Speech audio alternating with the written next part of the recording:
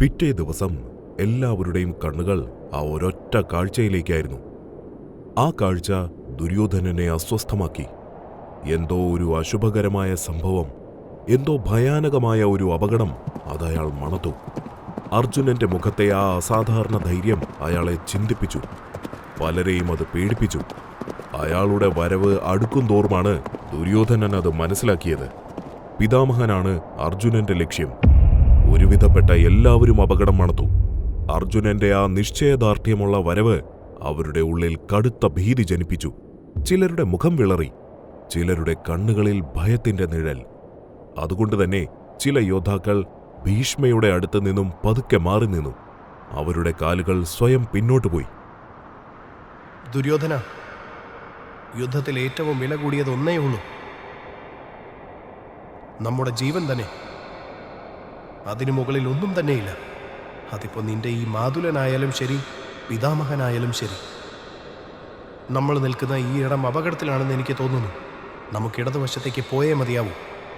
ശകുനിയുടെ വാക്കുകളിലുള്ള യുക്തിയും ഭയാനകമായ സത്യവും ദുര്യോധനന് മനസ്സിലായി. ശകുനി പറയുന്നതിലും കാര്യമുണ്ടെന്ന് ദുര്യോധനന് തോന്നി. അയാൾ ഒരു നിമിഷമൊന്ന് ആലോചിച്ചു. ശേഷം അവിടെ നിൽക്കുന്ന പടയാളികളോട് അയാൾ കൽപ്പിച്ചു, നിങ്ങളെല്ലാവരുടെയും സാന്നിധ്യം ഇപ്പോൾ ഇവിടെ വേണം. ഇവിടെ എന്ന് പറയുമ്പോൾ പിതാമഹന് ചുറ്റും. ആരുടെയൊക്കെ ജീവൻ പോയാലും പിതാമഹൻ ഒരു പോറൽ പോലും സംഭവിക്കരുത്. നിങ്ങൾക്ക് മനസ്സിലായില്ലേ? ഈ എന്റെ ജീവൻ നഷ്ടപ്പെട്ടാലും പിതാമഹൻ ജീവനോടെ കൂടാരത്തിലേക്ക് പോകാവൂ. ദുര്യോധനന്റെ ആ വാക്കുകൾ ശകുനിയുടെ മുഖത്തടിച്ചതുപോലെ അനുഭവപ്പെട്ടു. എന്നാൽ ഭീഷ്മയുടെ ഹൃദയത്തിലാണ് ആ വാക്കുകൾ കൊണ്ടത്. ഭീഷ്മ ദുര്യോധനന്റെ കണ്ണുകളിലേക്ക് നോക്കി. പിതാമഹ, അങ്ങയ്ക്ക് എന്തോ ഒരു അഗാധമായ മാനസിക വിഷമമുണ്ടെന്ന് ഞാൻ കരുതുന്നു. അതിന് കാരണക്കാരൻ ഞാനാണെങ്കിൽ പൊറുക്കണം. ചില സമയങ്ങളിൽ ദേഷ്യം എന്നെ പൂർണ്ണമായി നിയന്ത്രിക്കുന്നു, എൻ്റെ വിവേകത്തെ മറയ്ക്കുന്നു. അപ്പോൾ ഞാൻ ദുര്യോധനനല്ല. പിതാമഹ, അങ്ങ് വിശ്രമിച്ചോളൂ. ഈ രണക്കളത്തിൻ്റെ ഭാരം ഞാൻ ഏറ്റെടുക്കാം. എന്തോ ഒരു കുറ്റബോധം ഭീഷ്മയുടെ മനസ്സിൽ പടർന്നു. ദുര്യോധനനെ മകനെ എന്നൊന്ന് വിളിക്കാൻ അയാൾക്ക് ആദ്യമായി തോന്നി.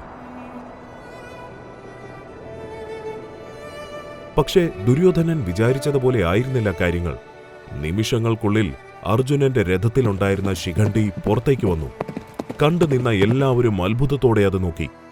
ആ ഒരു നിമിഷത്തിൽ തന്നെ ശിഖണ്ഡിയുടെ അമ്പുകൾ ഭീഷ്മയുടെ നെഞ്ചിനകത്തേക്ക് ആഞ്ഞുകയറി. തൊട്ടു പിന്നാലെ അർജുനന്റെ അമ്പുകളും ഭീഷ്മയെ പൊതിഞ്ഞു.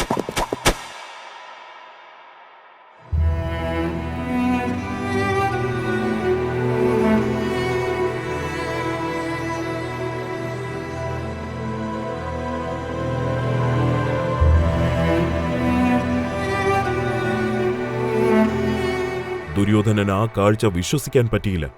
അയാൾ പരിഭ്രമത്തോടെ ഭീഷ്മയുടെ അടുത്തേക്ക് ഓടി വന്നു. അയാളുടെ കാലുകൾ വിറച്ചു, ശ്വാസം മുട്ടി. പിതാമഹ, പിതാമഹ! തൊട്ടു പിന്നാലെ പാണ്ഡവരും ഭീഷ്മയെ ചുറ്റി. യുധിഷ്ഠിരന്റെ കണ്ണുകളിൽ കണ്ണുനീർ നിറഞ്ഞു. ഭീഷ്മർ പതുക്കെ കണ്ണുകൾ തുറന്നു. എന്നാൽ അയാളുടെ സ്വരത്തിൽ അപ്പോഴും ആ ഗാംഭീര്യമുണ്ടായിരുന്നു. എന്റെ ശരീരം എടുക്കാൻ ശ്രമിക്കണ്ട, അതെന്നെ കൂടുതൽ വേദനയിലാഴ്ത്തും. പ്രാണൻ ഇനിയും അല്പം ബാക്കിയുണ്ട്. എന്നിലെ യോദ്ധാവിന് ലഭിക്കുന്ന മാന്യമായ മരണം യുദ്ധഭൂമിയിൽ തന്നെയാണ്. ചുറ്റുമുള്ള എല്ലാവരുടെയും കണ്ണുകൾ ഭീഷ്മയിൽ മാത്രം നിറഞ്ഞു. ഭീഷ്മയുടെ ഈ ഒരു ഭാവം അവർക്ക് വിശ്വസിക്കാൻ കഴിയുന്നുണ്ടായിരുന്നില്ല. ദുര്യോധന, യുദ്ധത്തിന്റെ പ്രത്യാഘാതങ്ങൾ നാം വിചാരിക്കുന്നതിലും അപ്പുറമാണ്. അത് ഞാൻ നേരിട്ട് കണ്ടിട്ടുള്ളത് കൊണ്ടാണ് ഈ പറയുന്നത്. യുദ്ധം നടത്താൻ ഇനിയും സമയമുണ്ട്. ദുര്യോധനൻ ഭീഷ്മയെ തന്നെ നോക്കി നിന്നു. യുദ്ധം തുടങ്ങുവാൻ നാം എല്ലാവരും ചേർന്നെടുത്ത തീരുമാനമാണ്. ഇനി ഞാനാണ് എടുത്തതെങ്കിൽ കൂടിയും എല്ലാവരുടെയും സമ്മതം അതിന് കിട്ടിയതാണ്. ഇനി ഇത് പാതിയിൽ വെച്ച് നിർത്താൻ എങ്ങനെയാണ് നമുക്ക് കഴിയുക? രാജ്യത്തിന് മുന്നിൽ, നമ്മുടെ വംശത്തിന് മുന്നിൽ അത് ധർമ്മമാണോ? എങ്ങനെയാണോ ഇത് അവസാനിക്കുന്നത് അങ്ങനെ അവസാനിക്കട്ടെ. യുദ്ധത്തിൽ ജയിച്ചവർക്കും പരാജയം മാത്രമാണ് സംഭവിക്കുക ദുര്യോധന. യുദ്ധം അവസാനിച്ചു കഴിഞ്ഞാൽ ബാക്കിയുള്ളത് വെറും ശവങ്ങളും കണ്ണുനീരും മാത്രമാണ്. ഹൃദയം തകർന്നിരിക്കുകയാണെങ്കിലും ദുര്യോധനൻ തന്റെ തീരുമാനം ഒന്നും തന്നെ മാറ്റിയില്ല. അവന്റെ മുഖത്ത് ദൃഢതയുടെ മുഖാവരണം ഉണ്ടായിരുന്നെങ്കിലും ഉള്ളിലൊരു കൊടുങ്കാറ്റടിച്ചുകൊണ്ടിരുന്നു. വിധിയുടെ ചക്രം തിരിയാൻ തുടങ്ങിക്കഴിഞ്ഞു.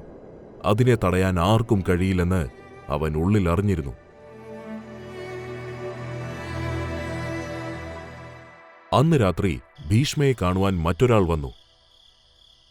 കർണ! കണ്ണുകൾ തുറക്കാതെ തന്നെ ഭീഷ്മ മന്ത്രിച്ചു. ഭീഷ്മയുടെ നിരവധി ഓർമ്മകൾ കർണന്റെ മനസ്സിലൂടെ ആ സമയം ഓടിക്കൊണ്ടിരുന്നു. ചെറുപ്പം മുതലേ സൂതപുത്രനായതിനാൽ ഭീഷ്മയുടെ അവഹേളനങ്ങൾ ഒരുപാട് കേട്ടിട്ടുള്ളതാണ് കർണൻ. ദുര്യോധനനുമായുള്ള സൗഹൃദത്തെ ഏറ്റവും കൂടുതൽ എതിർത്തത് ഭീഷ്മയായിരുന്നു. ആ സൗഹൃദം വെറും രാഷ്ട്രീയ കളിയാണെന്ന് പറഞ്ഞത് അദ്ദേഹമായിരുന്നു. ഭീഷ്മ കർണനിൽ കണ്ടത് വെറും സൂതപുത്രനെ മാത്രമായിരുന്നു. ഈ യുദ്ധത്തിന്റെ മുൻനിരയിൽ പോലും നിൽക്കാൻ കഴിയാതെ പോയത് ഭീഷ്മയുടെ ഒരൊറ്റ തീരുമാനം കൊണ്ടായിരുന്നു. ഞാൻ യുദ്ധം ചെയ്യുന്നിടത്തോളം കാലം കർണൻ എന്റെ കൺമുന്നിൽ വരാൻ പാടില്ല. ആ വാക്കുകൾ ഇപ്പോഴും കർണന്റെ ഹൃദയത്തിൽ പതിഞ്ഞിരുന്നു. കർണ, ദുര്യോധനന്റെ ഉറ്റ സുഹൃത്താണ് നീ. ആ സൗഹൃദത്തിന്റെ ആത്മാർത്ഥത ഞാനിന്ന് മനസ്സിലാക്കുന്നു. കർണൻ അത്ഭുതത്തോടെ നോക്കി. വർഷങ്ങളായി അറിഞ്ഞോ അറിയാതെയോ താൻ കേൾക്കാൻ കാത്തിരുന്ന വാക്കുകൾ.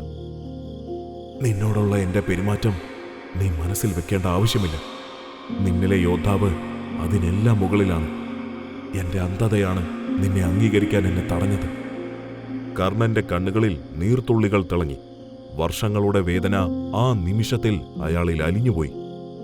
കർണ, അവസാനമായി എന്റെ ഒരു ആഗ്രഹം നീ സാധിച്ചു തരുമോ? പറയൂ പിതാമഹ. യുദ്ധം അവസാനിപ്പിക്കണം. ദുര്യോധനനെ നീ പറഞ്ഞ് മനസ്സിലാക്കണം. ഭീഷ്മ എന്തോ ആലോചിക്കുവാൻ തുടങ്ങി. നീ യുദ്ധത്തിൽ നിന്നും പിന്തിരിയണം. കർണൻ പൂർണ്ണമായും ഞെട്ടി. നിന്റെ വൈദഗ്ധ്യമാണ് അവന്റെ ആത്മവിശ്വാസം. നീ പിൻവാങ്ങിയാൽ അവൻ സത്യം മനസ്സിലാക്കും. ഭീഷ്മ കർണന്റെ കണ്ണിലേക്ക് നോക്കി. സത്യമായ സ്നേഹമെന്നാൽ സുഹൃത്തിനെ തെറ്റിൽ നിന്ന് രക്ഷിക്കുക എന്നതാണ്. അവനെ നാശത്തിലേക്ക് നയിക്കുന്നതിൽ പങ്കാളിയാകുകയല്ല. കർണൻ നിശബ്ദനായി. അയാൾ എന്തോ ആലോചിക്കുവാൻ തുടങ്ങി. പിതാമഹ, അങ്ങ് പറയുന്നതിന്റെ പിന്നിലെ വേദനയും കാരണവും ഞാൻ മനസ്സിലാക്കുന്നു. എങ്കിലും ദയവായി എന്നോട് ക്ഷമിക്കണം. ദുര്യോധനന്റെ കൂടെ നിന്ന് എനിക്ക് പിന്മാറാൻ കഴിയില്ല. അയാൾ എനിക്ക് വെറുമൊരു സുഹൃത്തല്ല. എന്നെ തള്ളിയിട്ട സമൂഹത്തിനെതിരെ എന്റെ കൈപിടിച്ച് ഉയർത്തി നിർത്തിയത് അയാളാണ്. എന്റെ ഉള്ളിലെ യോദ്ധാവിനെ ആദ്യമായി കണ്ടത് അയാളാണ്. എന്നെ തല ഉയർത്തി നിർത്താൻ പഠിപ്പിച്ചത് അയാളാണ്. ദുര്യോധനനില്ലെങ്കിൽ ഈ കർണനില്ല പിതാമഹ.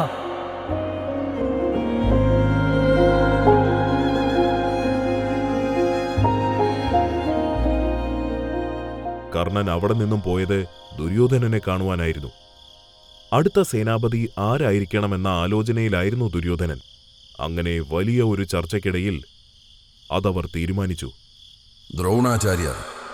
അങ്ങനെ രാത്രിയിലെ യോഗം പിരിഞ്ഞു.